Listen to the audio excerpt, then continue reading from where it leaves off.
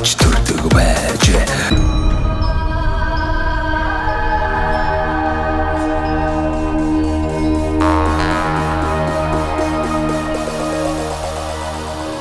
За үзэгчдээ та бүхэндээ сумдаа сайхан амьдрын нэвтрүүлгээ төлөвлөж байна. Ингээд энэ удаа Дундгов аймгийнхаа сайхан овоо сумын тухай одоо цуврал нэвтрүүлгүүдэд хүргэнэ. Тэгээд одоо уламжлал ёсоор одоо мөнх чулуун даргаас одоо сайхан овоо сумын одоо онцлогийн талаар бас тодруулъя. Сайхан овоо сум маань юугаараа онцлог сум бэ? Бас хүн ард нь одоо тийм ээ ямар зүйл эрхэлж амьдарч байна? Цаашдаа хэрхэн яаж хөгжих боломжтой вэ? Энэ бүс нутаг. За манай сайхан овоо сум бол одоо энэ говийн ганц гол урсдаг, тэг өнг гол одоо дайрж өнгөрдөг. Сайхан овоо сумын нутгаар өнг гол нь бол одоо нутгийн төв хэсгээр одоо 65 км газар дайран урсдаг. Тийм учраас одоо манай сайхан овоочууд ер нь одоо байгаль газар шуурга хамгаалдаг, байгалийн онгон төгчнөр нь авч үлдэхийн төлөө одоо ингэж их зүтгэдэг хүмүүс байгаа. Энэ 24 онд одоо манай сайхан овоогийнхан ухахгүй урагшлан хөндөхгүй хөгжинэ гэдэг юм уриатайгаар бас одоо энэ сонгуульд оролцож байсан. Тэгээд сайхан овоо сум бол одоо өнгийн хийд, за өнг гол гэдэг одоо маш их одоо тийм үсгэлэнт газруудтай, за өнгийн голоо дагаад бас одоо газар тариалан эрхлэх одоо боломжтой хамгийн одоо боломжтой манай аймгийн хувьд бол одоо ганц одоо сум байгаа. Тийм учраас бид нар бас энэ жилийн эдийн хурлаар оруулаад сайхан овоо сумд байсан хуучин одоо газар тариалан эрхэлж байсан 4 одоо талбай дээр атар газрыг тариалан газар руу шилжүүлэх юм иргэдийн хурлын тогтоолгоор бас энэ хүрээнд бол одоо тэр 4 багийн нутаг дэвсгэрт иргэд маань одоо бас газар тариалан эрхлэх, хүнсний ногоо тариалах за ийм боломж нь бол бас одоо бүрдэж байгаа. За бидний хувьд бас одоо энэ сайхан овоо сумд энэ жил одоо үндэсний үсгийн цэвэршүүлэх асуудлыг аймгийн орон нутгийн төсвийн хөрөнгөөр шийдэж өгөхөөр ингээд төсөвтөө суулгаад ажиллаж байна. Бол ер нь одоо мал аж ахуйн чиглэлээр, газар тариалангийн чиглэлээр, аялал жуулчлалын чиглэлээр гэсэн ийм 3 чиглэлээр хөгжнө гэж одоо энэ төлөвлөгөөгөө боловсруулаад явж байгаа. Манай сайхан овоо сумд өнгийн ид дээр одоо өнгийн нууц гэдэг одоо маш гоё одоо тийм амралтын газар байгаа. За одоо энд бол өмнө говь руу явж байгаа үр ангаар дайрдаг одоо энэ маршрутаараа явж байгаа хүмүүс бол яг одоо тэр амралтын газарт очиж амардаг ийм одоо сайхан байгалийн үзэсгэлэнт газартай ийм сум байгаа. За монголчуудаа Монгол эх орныг нь танилцуулах зорилготой Монголын хамгийн их үзэгчтэй сумдаа сайхан амьдрын нэвтрүүлгээ Дундгов аймгийн сайхан овоо сумаас бэлтгэж байна. За сайхан овоо сумынхаа соёлын төвийн үйл ажиллагаатай танилцахаар ирсэн байна. Ингээд тус соёлын төвийн эрхлэгч Баярмаатай уулзж байна. Танд өдрийн мэнд төргий. Танаа сайхан соёлын төв хэдэн оноос хойш үйл ажиллагаа явуулж байгаа вэ, тийм ээ? Соёлын төв танилцуулаач. За баярлалаа, энэ өдрийн мэндийг хүргэе. Ингээ манай соёлын төв бол 1947 онд Улаан клуб гэж байгуулагдаад түүнээс хойш бас соёлын төвийн эрхлэгч нар 3-4 үеийн эрхлэгч нар ажиллаж байсан. Ингээд сүүлд нь хуучин соёлын төв нь модон гэр рүү шилжээд модон гэр нь болохоор бас 6 жил 2004 он хүртэл 98-аас 2004 он хүртэл модон гэрт гээд үйл ажиллагаагаа явуулж байсан. Нэг оронтойтой ингээд соёлын төв байгуулагдаж ажиллаж байсан. 2004 оноос шинэ соёлын төв байгуулагдаад шинэ соёлын төвд ганцаараа эрхлэгчээр 2 жил ажиллаад 2007 онд 7 оронтой батлагдаад тэгээд 7 хүний бүрэлдэхүүнтэй ингээд ажиллаж байна. За манай соёлын төв нь одоо жилийн 4 үйлрэлд үйл ажиллагаа явуулдаг.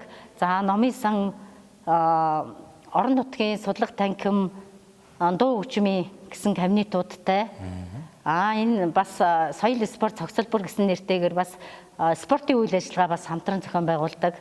За тэгээд дугуйлангууд 3-4 дугуйлангууд хичээлж байна. Жилд нэг 10-аас 15 үйл ажиллагаа, соёл урлагийн үйл ажиллагаа тогтмол уралдаан тэмцээнийг зохион байгуулж байна. Ингээд өвийн ажилтан, номын санч, дуу хөгжмийн багш, үйлчлэгч, нэгтлэн гэсэн оронтой 6 оронтойгоор ингээд ажиллаж байна. Ерөнхийдөө тийм. Ерөнхийдөө. За, танаа соёлын төв чинь бас нөгөө энэ соёлын төвийн байр маань болохоор нөгөө хосолсон юм биш үү? Соёл спорт зохицол бүр гэж 2005 онд ашигланд орсон. Тэгээд ерөөхдөө спорт бас одоо Арга хэмжээ тогтмол явуулна. Арга хэмжээ. За зөөврийн саксын шид оруулж ирээд тавьчихвал бас сакс тоглож болохоор юм байна. Тэгээ яг спорт соёл ер нь хамт байх ер нь хэр тохиромжтой вэ? Ер нь бол одоо ингээд дуучин тайзныг гарч ирээд дуулахад энэ нэг спортын зориултаа заалах хэрэг чинь ингээл цорой ихтэй байдаг шүү дээ. Тэгэл нэг фонограммаас төрүүлэх, зөрөх, эсвэл хоцрох ч гэдэг юм нэг тийм асуудал их гарна. Гарна. Спорт соёл зохицолбор гэхлээр яг нөгөө стандартын бус барилга болохоор спортын үйл ажиллагаатай хамтраад маш хэцүү байдаг. Ерөнхийдөө сандал ширээ зөөхөөс эхсүүлээд нөгөө бүжгийн танхим гэж байхгүй сандал ширээ зөөгөө дапартуур техникэр гэснээр байнга зөөж хураахаас эхсүүлээд тэгээ нөгөө гэрэлтүүлэг энтри чинь нөгөө тогтмол энд байрлууд цуурлуулж болохгүйгээр дандаа ингээд зөөврийн маягаар ингэж үйл ажиллагаагаа явуулж идэг. Спортын үйл ажиллагаа бол тусдаа байх нь дээр юм блэ. Соёлын арга хэмжээг нь соёлын төв нь бол стандартын барилгатай байх нь зүйтэй юм блэ. Спорт соёл чинь бас өөр юм билээ шүү дээ. Ондоо өөр зорилготой. Одоо яг энэ хөрсөн дээрээ яг энэ амьдрал дээрээ бол одоо юу гэдгийг энэ спорт соёлын байгуул бол хамт байх бол үнэхээр зохимжгүй гэдгийг бол олон жил би бол одоо нэвтрүүлгээр дамжуулаад соёлын төвүүдийн би ч 270-80 сумаар явлаа шүү дээ. Тэр болны соёлын төвүүдийг дийлхийг нь харууллаа. Тэгэхэд бол яг ийм асуудлууд гарч ирдэг. Тэгээ энэ бодлого шийдвэр тогтоол хэрэгжилтийг ямар одоо нөхөр нь ийм соёл спортын зохицлбор гэдэг имийг одоо хэрэгжүүлээд улс орон даяар нэвтрүүлсэн юм бэ? Энэ бол алдаатай бодлого. Энийг бол засах ёстой. Ер нь засаж байгаа мó үгүй мó бүү мэд. Тэ? Яг хөрсөн дээрээ амьдрал дээр бол эн чинь тусдаа акустиктай ямарваа нэг уран бүтээлч ирээ соёлын юм арга хэмжээ хийхэд гэрэлтүүлэг болон дууралт нь өөр байх хэвээр. Тэндээс хүн гоо сайхныг таашаад авах хэрэгтэй байхгүй юу? Гэтэл спорттой авч холиод нэг юм амар хүндий цуураатай газар ингээд нөгөө гоё урлагийн мэдрэмж авъя гэсэн чинь ингээл цуураатай юу ч болоод байгаа юм бөө мэд дуучин дааж чиртэй үзэж байгаа хүндээ чиртэй байдаг байхгүй юу? Тэгэхээр энэ бодлогыг боловсруулсан ямар нөхөр байсан юм? Хамт олон ямар хүмүүс байсан юм? Ямар судалгаагүйгээр ийм одоо бодлого шийдвэр хөдөө орон нутгад хэрэгжүүлээд энэ соён гэгэрлийг авах хэрэгцээ шаардлагыг авах сумын иргэдээ одоо ийм байдалд оруулдаг нь одоо зөвөө буруу юу? Үүн дээр одоо яралтай бас нэг өөрчлөлт те тус нь байр савтай болгох бас нэг ийм болох ёстой юм болов уу гэж одоо эргүүн би боддоо шүү дээ. Яг бол би өөрөө дуучин бас 20 хэдэн жил одоо соёл урлагийн маш олон арга хэмжээнд ингээ оролцдог. Зарим газар акустик гоётэй зориултын одоо соёлын төв дээр ирээд тоглолт хийгээ явахад надад ч амар байна. Үдж байгаа зэрэглэн ч гоё кайфтай байлаа. Зарим газар очиад ёо бурхан минь юу ч болоод байгаа зүгээр нэг истэн хадан донд хавчулсан халины зулцах шиг л одоо явж ийлээ. Тэгээд иймэрхүү одоо бодлого шийдвэр гаргадаг хүмүүсийг бушуухан болиулаад яг мэрэгжлийн салбараа мэддэг хүмүүсээр энэ бодлого шийдвэрээ гаргах нь зохилтой юм болов уу гэж одоо эргүүний үед боддоо шүү дээ. Тэгээд та бас энэ яг танаа соёлын төвийн онцлог бол яг ийм спорт маягийн зааланд явуулж байгаа гэдгээрээ та бас хүндэр бэрхшээлийн бас хэллээ. Тэгэхээр бас яг үгүй тэгэл нэг өдрийн дотор бүх юм өргөс авсан юм шиг өөрчлөгдөхгүй шүү дээ. Тэгээд яг ямарсан ингээд анхаарлын төвд орох бах ингээд Дундговь аймаг болон цаашдаа манай соёлын яам ч гэсэн үүн дээр анхаарлаа хандуулад зөв бодлого шийдвэрээ авч хэрэгжүүлээсэ гэсэндээ л илүү үгэллээ. Тэгээ уучлаарай. Тийм үстэй. За нэг тийм байла. За тэгээ та бас энэ сайхан овоо сумынхаа уугуул хүн бах тий. Тэгээд бас соёл урлагийн салбарт олон жил ажилласан бах. Ер нь энэ сайхан овоо сумын онцлог юу вэ? Энэ сайхан энергийн төв байна. Энэ одоо хийдийн улбаа байна. Тэгээ энэ танаа сумаас ч бас авиаслаг, оюунлаг хүмүүс их төрөн гардаг юм байна шүү дээ. Жишээлх юм бол манай Дундговь аймгийн тэр дундаа манай монголчуудын маань бахархал болсон нөгөө уртын дууны мастер тий дорж давгахгүй гэхэд энэ нутгийн хүн байх чинь. Тэгэхээр бас энэ их оюунлаг хүмүүс төрөн гардаг бах тий. Ямар алдартан гавьяатангууд бас энэ сумаас төрөн гарсан байдгийг. За манай сумын хэмжээнд бол одоо алдарт дуучин 100-ны манлай алдарт уртын дуучин дорж давггүй нэрмжит одоо ингээ хийд дээр дорж давггүй нэрмжит задгай театртай болсон. Задгай театр дээр жил болгон уртын дууны бөгөөд Айрагны баярыг зохион байгуулдаг.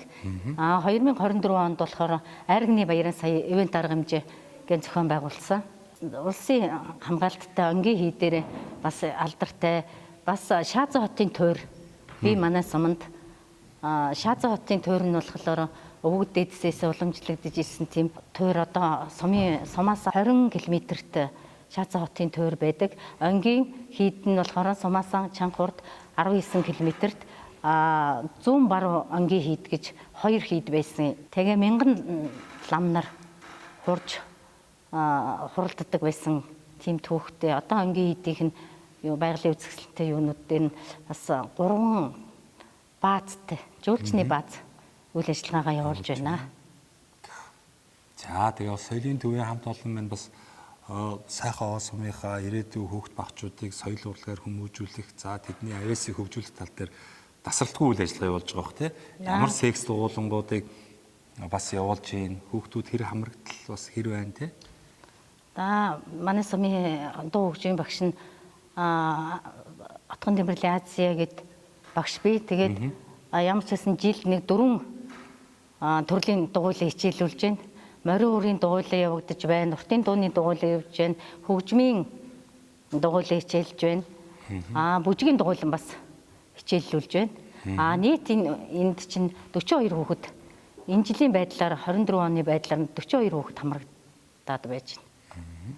Одоо тэгээд бас иргэдийн дунд бүжгийн дугуйлан хичээллүүлж нөгөө нийтийн цэнгэд бүжгийн дугуйлан хичээллүүлэх гэх намраас хичээллүүлж эхлэх гээд бэлтгэл ажилд орж байна. Тэгээд сургалтанд нь бас өөрөө бүжгийнхаа багштай хамтраад бас нэг 5 хоногийн сургалт одоо 10 сарын ихээр болон тэрэнд хамрагдаад бас хамрагдаж ирчгээд бүжгийн дугуйлан бас иргэдийн дунд хичээллүүлэх зорилготой байна. Тэгээд жилд болохоор 10-аас 15 уралдаан тэмцээнүүд явдаг.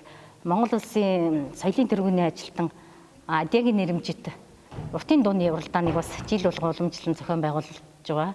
За номын сангаас бол зохион байгуулж байгаа арга хэмжээнүүд нь болохоор жил болго уламжлан зохион байгуулж байгаа арга хэмжээнүүд нь болохоор нөгөө уран жиргээ хүрэл тулга яруу найргийн тэмцээнүүдийг бас жил болго уламжлалт зохион байгуулдаг.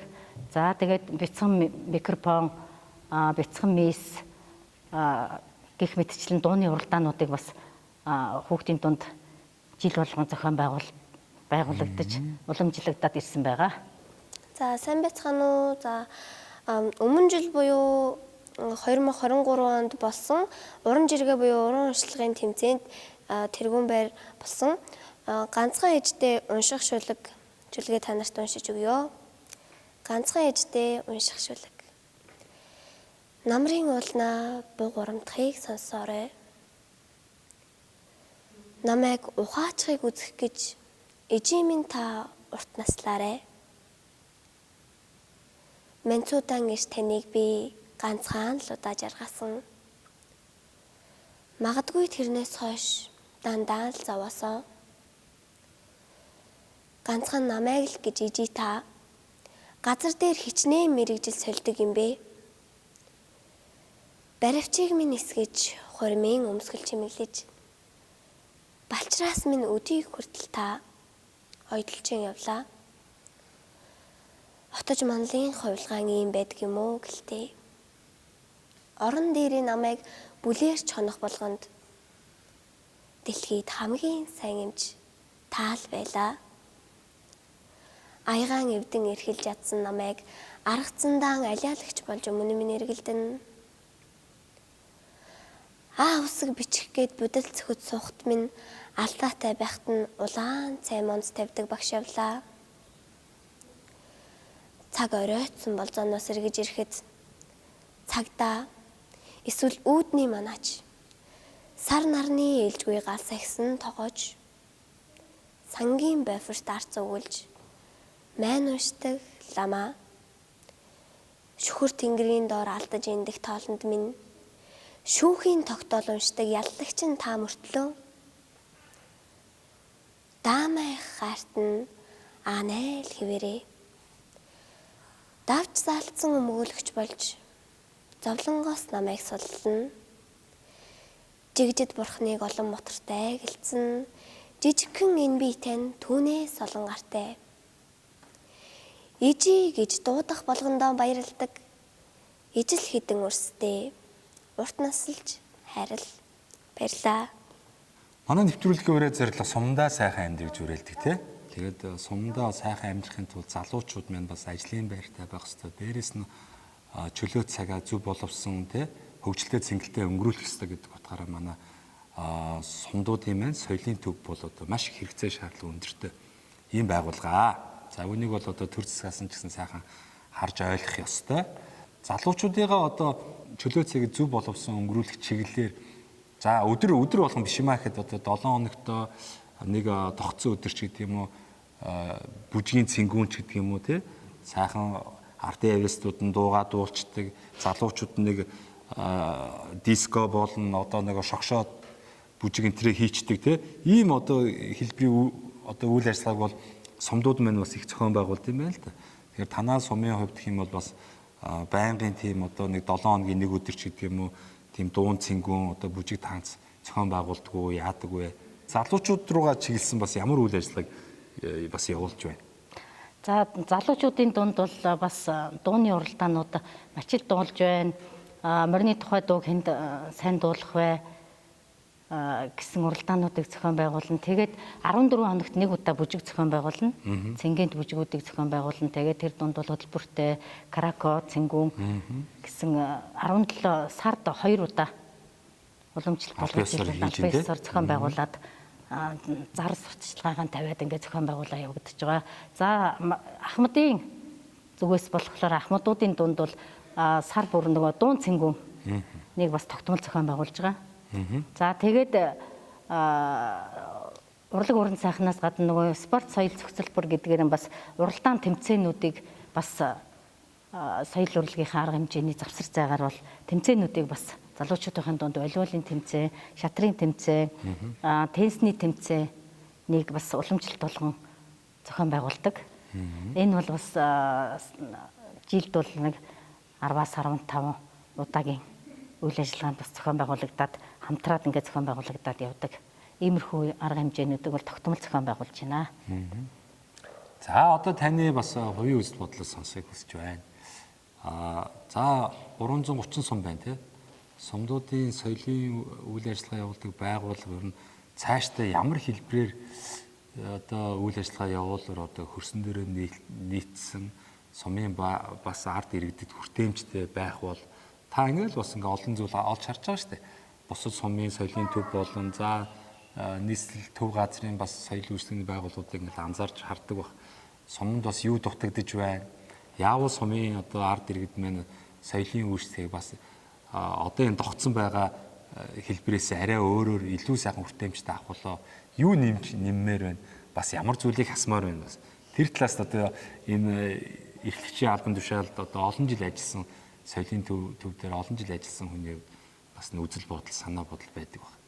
Тэгээ энийг бас холбогдох хүмүүс нь сонсоод те бодлого шийдвэрт тусах баг те. За нэгдүгээрт соёлын төвийн мэрэгчлэн соёлын төвийг бол одоо мэрэгчлэлтэй болон сүүчнэр хангах зорилготой байна. Дуугчийн багш, бүжгийн багш нэм төрөнд одоо жинхэнэ мэрэгжлийн тим хүн бэлдэж мэрэгжлийн ажилтнтай болмоор байна. За хоёрдугаарт бол одоо нөгөө сум орон нутагтаа бас нэг залуучуудыг ирээд бас нэг ажил хийхэд нийгмийн баталгаагаар хангах талаар нөгөө хувь айлын нөгөө орон сууцнууд хуучин барилгаан чихэн зас чинзлаад одоо энэ цэцэрлэг сургуулийн одоо хуучин ааглагдсан барилгууд зөндөө байгаа шүү дээ. Тэрийг бас сайхан аагтлаад гарцын юм чи худалдаж аваад тэгээд нөгөө хувь хүн барилгын хүнд өгөөд ингээд сайхан засаж янзлаад тэгээд тэрийг бас нэг мэрэгчлээ боловсон хүчин ирээд ингээд ажиллахад доктор суурьштай ажиллахад бас нэг тийм байр саваар нь хангаж өгвөл бас доктор суурьшилтай сумдаа ажиллах байх гэж бодож байна. За 3 дугаарт болохоор соёлын төвийг яг нэг стандартын сайхан шин соёлын төвтэй болоод тэгээд нөгөө доторх тоног төхөөрөм техник хэрэгслийн энэ бас нэг яг нэг албан ёсны нэг ингээд сайхан байрлуулад энэ тэгээд тогтмол үйл ажиллагаагаа явуулах юм бол бас иргэдийн ая тухтай байдалд бас сэтгэл ханамжийн байдалтай бас байх гэсэн бодол байна. Тэгээд тоног төхөөрөмжүүд нь бас одоо нэг үеийг бодвол бас тоног төхөөрөмж, нямтай болоод бас тоног төхөөрөмжнүүд бас сайхан апартур техник хэрэгсэлтэй болж байна. Одоо гол нь спортыг л соёлоос нь салгаад стандартын барилгатай болгочих юм бол энд үйл ажиллагаа тогтмол явахад бол одоо бүрэн боломжтой болж байна. За танд бол тийм санал байна тий. За тэгээ холбогдох хүмүүс нь бас анхаарлаа хандуулах байхаа гэж найдаж байна. За ерөнхийдөө хоёулаа ингээ өндөртөх үү?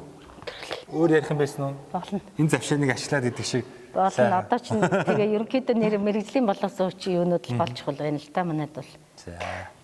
За танд бас сайхан юу би бас зүгээр ирээгүй бэлэгтээ ирсэн байгаа. Миний малган дээр Мөнх Ампер Construction гэдэг ийм лого байгааз. Тэгээд энэ залуучууд маань одоо манай нэвтрүүлгийг сайхан дэмждэг ийм барилгын материал үйлдвэрлэдэг залуучууд байгаа. Мөнх Ампер Construction. Тэгээ манай нэвтрүүлгийг одоо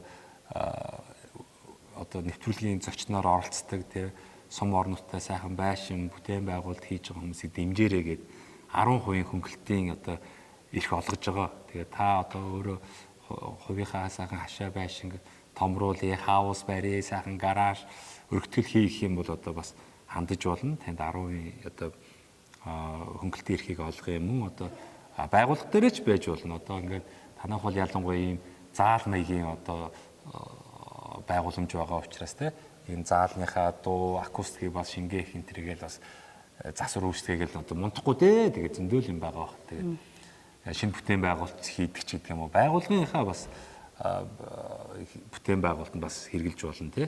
Тэгээ энэ одоо Мөнх Ампер Construction компани маань болохоор нөгөө Лего блок гэдэг юм том блокууд гэдэг чинь эвлүүлдэг. Тийм блок үйлдвэрлэж байна. Хөөсөн дулаалах, сэндвичин хавтан.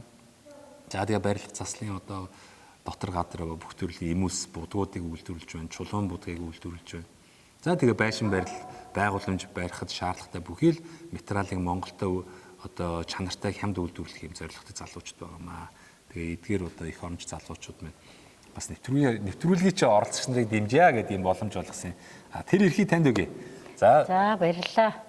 Дээрээс нь бас энэ завшааныг ашиглаад идэх шиг одоо таныг таньж мэддэг нутгийн уугуул суугуул зон олондоо за мөн оюутан ахуй цагийн амд найз нөхдөдөө Монгол орны өнцөг булан бүр 21,330 суманд ажиллаж амьдарч байгаа одоо таныг таньж мэддэг бүх хүмүүстэй энэ нэвтрүүлэг гарах өдрийн чин сэтгэлийн мэдлэгийг дэвшүүлээч. За Монголын өнцөг бүрд ажиллаж амьдарч байгаа бүх ах дүүс, найз нөхөд, ажлын хамт олон бүхэндээ бас энэ өдрийн бүхэндээ ажлын өндөр амжилт хүсье. Тэгээд эрүүл энх сайн сайхан бүхний хүсье өрөөё. Тэгээд бас танай хамт олонд тэгээд Мөнх Ампер Construction компанитаа бас маш их баярлалаа. Та бүхэндээ бас нэг ажлын амжилт, эрүүл энх сайн сайхан бүхний хүсье өрөөё. За баярлалаа. За ингээд бас манай соёлын төвийн хамт олон маань соёлын төвийнхаа ардын авестнуудын бас нэг сайхан мэдлэгийг ингээд та бүхэндээ сонирхуулъя.